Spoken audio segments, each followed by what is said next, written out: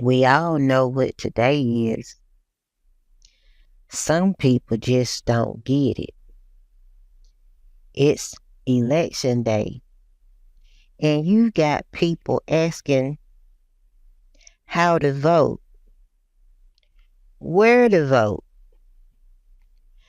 who's winning the election, who's counting the votes, who's ahead in the election. Like, today is the day. And then listen, if you don't know what you need to know and know where to vote and how to vote, you're just stuck and messed up.